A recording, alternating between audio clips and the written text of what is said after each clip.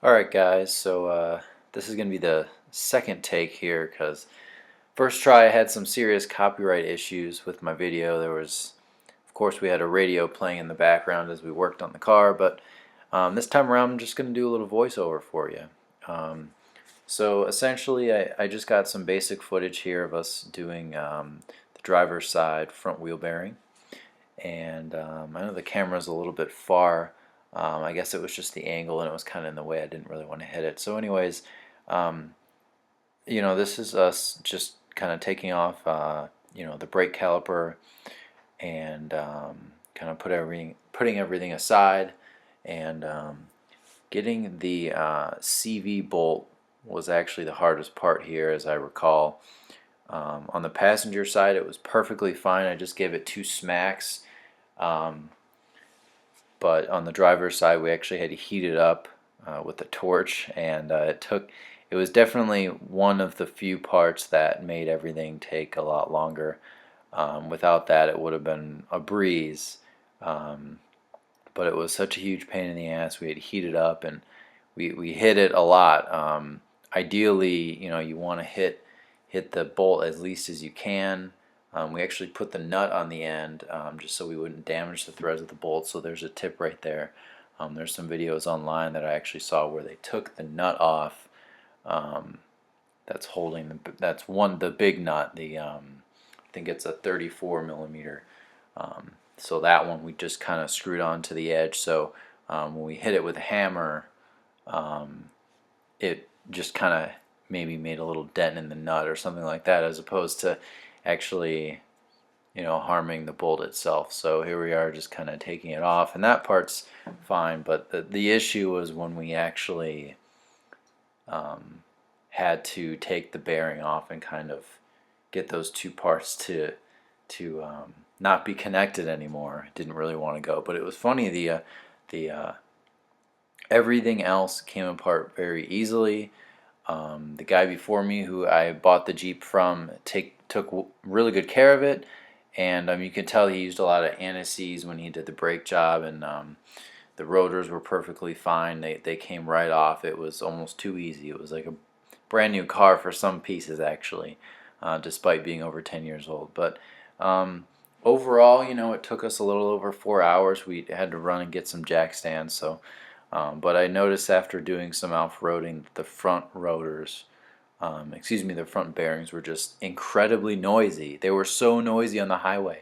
I had to turn up the music. I had to turn up the phone volume when I was talking to someone. It was so bad.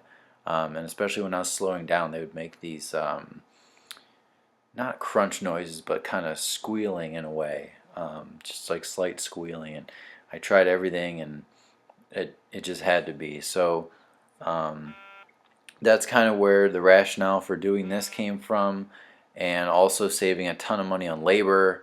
I think I got quoted between $500 and $700 just to do the fronts, and it was mind-boggling, because it was difficult and it took some time, but I was not about to pay that to get this done on this car. So I spent a couple $100. Drove a little bit further to the garage we're at right now, and I would say if you have impact tools, you can definitely get the job done. Just make sure you have the couple of things that we use. Like I said, that 36 millimeter was definitely an odd part to have in the most of the toolbox.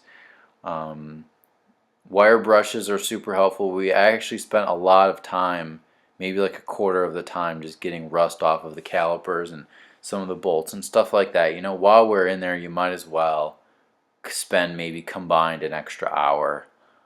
Probably less than that, actually, but we use brake cleaner and just used the drill, and had the air attachment, and actually had we had the wire brush at the end, and we got it done, and just blew it all off with a wire brush. And I guess that's about it here. I know that the footage isn't the best for a how-to, but can always answer questions. I'm going to have some pictures at the end, but this is just kind of a basic description, and some footage, just sort of to document that it is possible. I've never done this ever. First time owning a Jeep, so I'm not even familiar with this car.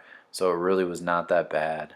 I think we just used a 13, 15, 19, 21, and a 36 millimeter, along with a torque wrench, making sure all those are torqued to spec and all that good stuff. So I hope that maybe this helps some people out there. It was a good temperature, and it was a good opportunity to, kind of get something like this done that would have been mostly labor at a normal shop. So it was definitely worth it, and the results are just mind-boggling. So super glad I did it, and thanks to those of you on the Jeep forum and online that helped me, and actually ended up getting my parts from 1A Auto. So they have good service and good prices, so I'd probably recommend them if you need any brake parts, or I know they sell a lot of other things too. But hope you enjoyed the video. Hope it wasn't too long to sit through. And here's going to be I'll throw some pictures at the end, and that's about it. So thanks for watching.